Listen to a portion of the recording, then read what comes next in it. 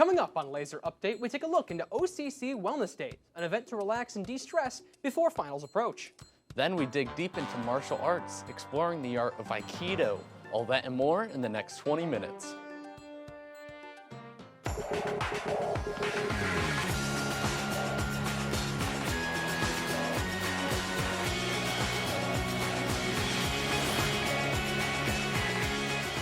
Live from the Kathy Hawkins studio on the Onondaga Community College campus, it's Laser Update.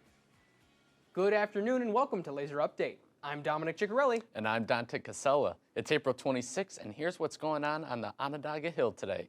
The final weeks of the semester are just around the corner. Already? Yeah, you heard it right. If you're a student ready to graduate, be sure to fill out your commencement form online and purchase your graduation attire online or in person at the bookstore. Remember, the official commencement will be on May 20th, starting 11 a.m. at the SRC Arena. Craving baked goods? OCC's very own bakery, Bechamel's, is open every Tuesday and Thursday. Hours are from 10 a.m. till they eventually run out of food. You may recognize this person from your school emails on Outlook, posters pinned to the wall, or events held on campus. His title is Director of Student Orientation, but to staff and students, Sean Eady is a key figure to life on campus. Brandon King has more of the story. While most students may know the name Sean Eady as the guy that spams their school email, he is a very important piece to the OCC campus. So my name is Sean Eady, and I am the Director of Student Orientation, Leadership, and Engagement here at OCC. And my primary responsibilities are overseeing all of our clubs on campus, our Student Government Association, executing ongoing engagement events throughout each week and semester. So currently, most of the information that comes from my office is shared through our stall signs in the bathroom stalls, daily emails out of the office. Occasionally, we'll have social media posts. Sean is also an unofficial advisor to students on campus. The students who know where Sean is located are regulars to him, and he keeps his door open to all. But sometimes we do talk, kind of unofficially. They're struggling in a class. What do they think I should, they're asking me for advice about how they should proceed. They want to change their major. Sean has been there for 5 years trying to make it 10. He's made an impact silently while setting up events, working with clubs, and passing info to everyone on campus. Go talk to him sometimes if you want a rundown on every campus event. He turns away nobody. You can see Sean Eady in the Seoul office or in any event on campus. He is always willing to help. With only 2.5 weeks left of the semester, yeah, you heard that right, 2.5 weeks, final exams and projects are nearing closer. This semester on April 18th through April 19th, the Wellbeing Days were held on campus. This day focused on teaching students to relax and practice different self-care techniques. Destiny Salas tells us more. On April 18th through April 19th, Wellness Days were held on campus. OCC students got a chance to put the books down for a while, getting much-needed rest and finally a chance to relax. Wellbeing Days on campus are really an effort by the college to try to support students in their mental health. We've got some rocks to paint. Kids love painting the rocks. Something new called Brain Tap that we're bringing in. And then we've got a woman from Coco's Candles coming in. Her name's Yolanda Johnson, and she's going to help make body scrub. And then if you participate in any of those things, we've got Gannon's ice cream coming, and there's free ice cream if you participate. Able to do the massage chairs and paint the rocks. I think this is very helpful for students because it helps release the stress, especially during finals week, a way for people or college students to de-stress. We want to have people know we care about people being relaxed, comfortable, and healthy. And whether it's healthy outlets for stress or healthy relationships, that's our goal here. And we think if you are relaxed, you're going to concentrate better, you're going to study better, you're going to do better. You missed this year's event? Put it in your calendar for next February 23rd, 2024. It is an annual event, or you can join the planning committee by getting in contact with our student association. Each show, we have a segment we call Pulse of the Campus, where we ask students various questions and inquiries about specific topics, such as what your favorite book is, how to de-stress, weed legalization, and more. This time, we asked students of OCC what life is like living on campus. Will DiAugustino tells us now. Many of the students here at OCC live in the dorms rather than commuting to school. I talked to on-campus living students to see how their experience is living in the dorms. Well, I live 3 hours away in Woodstock, so it's very convenient because all the schools for my program are 2+ hours away from my house. I like living on campus because although it is a community college, you still get the college experience and get to make friends. Living on campus, you just get more of a feel for college, even though, you know, like, it's not as big of a school. Yeah, it is easier because I can get places quicker because I'm close to my classes and it's easy to get there. Students living in the dorms on campus seem to appreciate the living style and easy access to classes. This is Pulse of the Campus. For Laser Update, I'm Will DiAgostino. There you have it. Students' opinions on what it's like living on campus. How insightful. Before we break, we will keep you up to date on all the happenings on campus, including what's coming up this week. Check it out.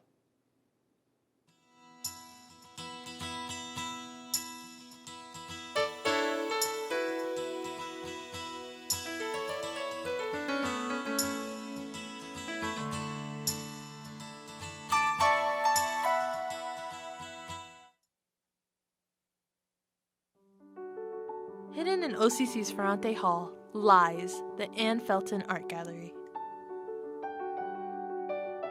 Come visit to explore and promote the work of a diversity of people's media and expressions. Art that tells stories, that moves, that inspires. Local, regional, and international. A place for everyone. Why did I choose OCC? I chose OCC because it's close to home. Why did I come to OCC? I came to OCC because it was financially affordable for my family. Why did I choose OCC? I chose OCC for the hands-on learning.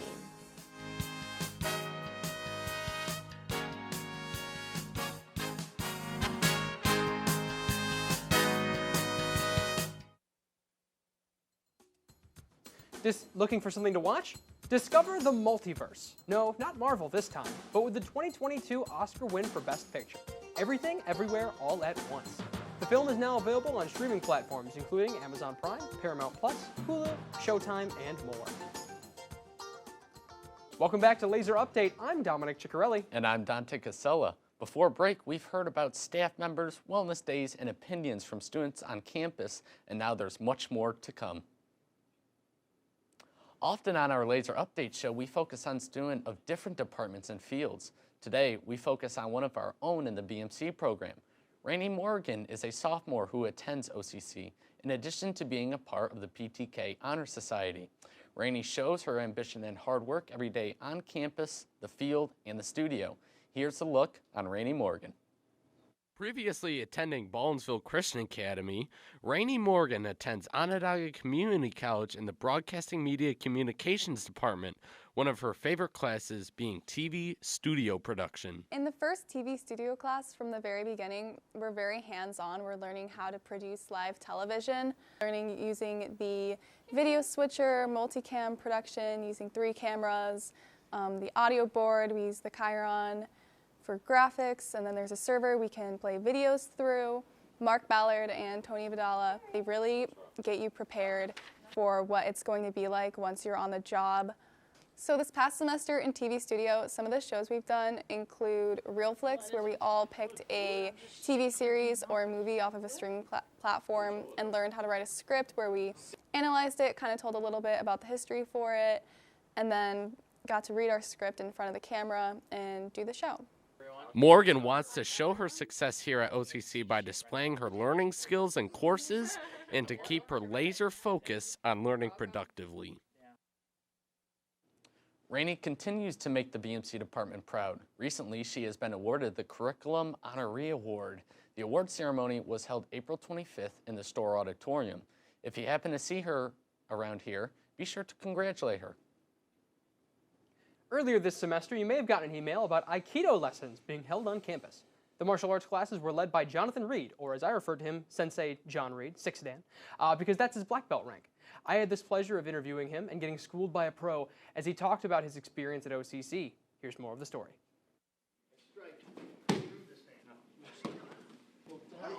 6th Dan, Sensei John Reed is owner and chief instructor of Aikido of CNY and has trained in Aikido for decades.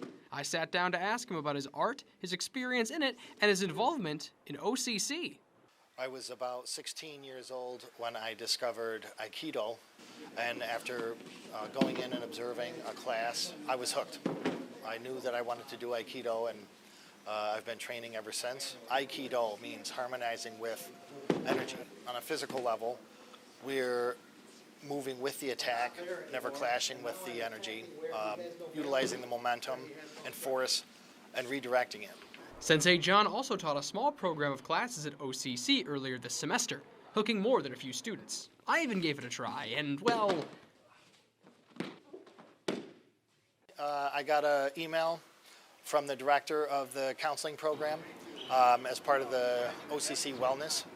And they said that there was a need for the students to partake in Aikido. It's been a very positive experience. I've really enjoyed it. The kids are wonderful. They've really been engaged. They really seem to get it. For only having a few classes so far, they're already showing dedication and progress after only a couple of weeks. Whether it's at OCC or his own dojo, Sensei John stays laser-focused for his next Aikido lesson. Boy, did that hurt. But boy, was it worth it. If you want to see more fun events like these, be sure to check your student emails frequently via Outlook or simply look at the OCC webpage at suny.edu.com. OCC may not be the largest campus, but that doesn't mean we don't have anything to offer. Do you know Ferrante? The Ferrante Hall is one of the college's most hidden gems, a building crafted with artistry and creativity like no other, such as parts designed by the staff members themselves. For more, Anaya Gamble takes it away. Did you know that Ferrante Hall is one of the newest buildings at OCC? Renovated in 2013, Ferrante Hall was made for the music program. Its old design was flipped upside down into the new Ferrante Hall we know today. The hall's eye-catching design was inspired by guitar bass scales on a fretboard, with practice rooms for music students to improve their skills. But that isn't the only thing within the walls of Ferrante. Ferrante also has its very own art gallery with different shows from all around the world, along with the School of Science, Engineering, and Math, with a unique, one-of-a-kind plant wall made by the staff members of OCC. And we can't forget about the School of Health. Located on the first floor of Ferrante Hall, the program is a place for future doctors, nurses, and paramedics. And now you know about Ferrante Hall. Ferrante Hall is home to both the Art, Design, Media, and Music program, along with the Math, Science, and Engineering department. So next time you visit the building, be sure to appreciate the little things that make Ferrante what it is today. Before we go to break, here's a look at some past and upcoming sports scores from our Onondaga Lasers. Last week, April 22nd, OCC's men's lacrosse team won against Finger Lakes Community College by 32-2. This Saturday, April 29th, the OCC men's baseball team faces Monroe Community College at the OCC Baseball Complex. The game will be held at 12 p.m. That same day, the women's lacrosse team goes against North Country Community College in Saranac, New York. With championships coming soon for our Lasers, be sure to cheer them on.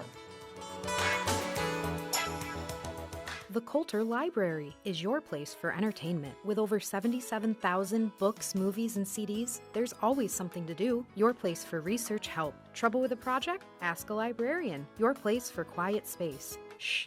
Our first floor is reserved for quiet work only. Your place for IT help. Visit our help desk on the second floor. All this and so much more at the Coulter Library. Open 7 days a week. For more information, visit sunyocc.edu/library. Discover why OCC is the right choice for you. One of the reasons why I chose OCC is because it's closer to home. I can still get to see my friends and family. And plus, you can even get a private room where you can study. It's nice and quiet. You can even use it for an hour or a half. I chose OCC because it provided me a great opportunity to help students in my local community. I chose OCC's BMC program because there's a lot of equipment that they have here on campus that is used worldwide. This Friday, April 28th, OCC will be having a masquerade ball held at the Whitney Atrium. The ball starts at 7 p.m. and ends at 10. The event will be hosted by the Pride Alliance and the Animal Conversation Club. Admission will be $6 at the door. Food, drinks, and other fun activities will also take place. We are unfortunately heading to the end of our Laser Update show. However, this only means it's time for a segment we call Got Issues. We've explored topics in the past, like what students feel about gap years, the importance of environmentally friendly cars, the decline of movie theaters, and more. And today, Destiny Salas dives deep with the topic of Ticketmaster. Thanks, Dom. Hello, everyone. I'm Destiny Salas, and today on Got Issues, we are discussing concert tickets. Recently, Concert Access and Ticket Access, there is now a popular online ticket selling platform that concert goers and entertainment lovers may recognize quite well. Joining me today are John Baker and Vincent Moody to talk about Ticketmaster. Thank you for joining me. So Ticketmaster is basically the only way you can get concert tickets these days. Do you think Ticketmaster is making entertainment unattainable? I definitely think so. I definitely hear a lot about people paying thousands of dollars just to see their favorite performers or their musicians live just one time, and I think that's really unfair that they're able to charge this much and profit from it as much as they do. Hello, Vincent. So Ticketmaster takes a lot from fans, and fans are the main ones going to these concerts. Do you think Ticketmaster is exploiting and overcharging these fans? I think Ticketmaster does a really good job at overpricing a lot of their tickets. I think it's definitely unfair to the fan, someone who's kind of dedicated themselves to the artist, who just wants to really see them perform live. Ticketmaster at this point has made it completely inaccessible for people to see artists either in their hometown or at a larger venue. I think that's the trend now, is that tickets are just way too overpriced. And John, so Ticketmaster, you know, overcharging. You have experience yourself with Ticketmaster. Could you enlighten on that? So when I heard that Paul McCartney was coming to the Dome for the first time in 5 years, I felt really excited. I forgot to go see him, well, I didn't forget, I neglected to go see him in 2017, and that ended up being my biggest regret. And that caused me to not really think about the fact that I paid $3,000 for tickets, not even front row. And it was something that really didn't stick with me as much as it could have. I think it's really unfair that I had to pay $3,000 just to go see this show. That was a lot of money that I otherwise might not have been willing to spend if it had it been anyone else. But it did eradicate my biggest regret in life, so it was worth it to me. I had a lot of fun, but I still think that those feelings cause people to overlook just how unfair this really is. And Vincent, what are your opinions on Ticketmaster's policies? I think their policies are due for some reform. What I would love to see is them giving venues the complete control over ticket sales, or if Ticketmaster is going to participate in selling the tickets from that venue, I think that most of the fees that they're charging the fans should go directly to the venue or even to the artists themselves instead of to the company. I understand that they have to make money somehow, but it seems that the way they're doing it is a little unethical. When we come back, our discussion continues right here on Got Issues.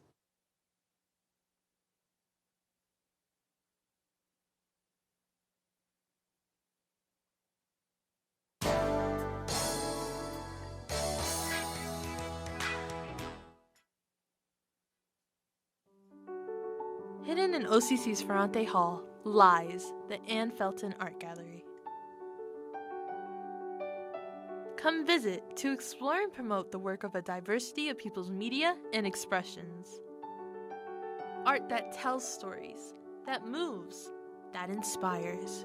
Local, regional, and international.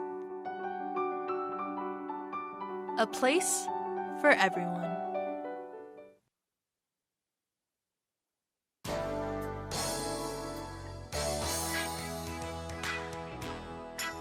Welcome back. I'm Destiny Salas, here again with John Baker and Vincent Moody, and we have been talking about Ticketmaster. Let's continue. So John, recently Taylor Swift, a person with a huge fan base, has gotten into some conflict with Ticketmaster revolving around their prices and policies. Do you think Ticketmaster is fair to the artists? Well, I'm not a big Taylor Swift fan myself, but I could not ignore the headlines that had her concert tickets going for $95,000, which is absolutely ridiculous. I think that causes a lot of miscommunication between fans and the artists, because I think a lot of people will put that kind of responsibility on her and not the big corporations that are really playing a hand in raising those ticket prices to those ridiculous points. So I definitely think that causes a lot of miscommunication between fans and the artists who might not understand this, and I think that's really unfair to the artists. And Vincent, Live Nation is a company in charge of most venues around America, and they own Ticketmaster. What is your opinion on this? I think that the bigger businesses coming in and trying to monopolize on concert going or ticket buying, it's getting out of control because they're eliminating the ability for people to go to venues and buy these tickets. They're making it almost impossible. They're making it the only outlet for you to buy the tickets. And that's definitely quite unfair. Mm. And John, adding on to that, do you think entertainment these days belongs to the people or big business?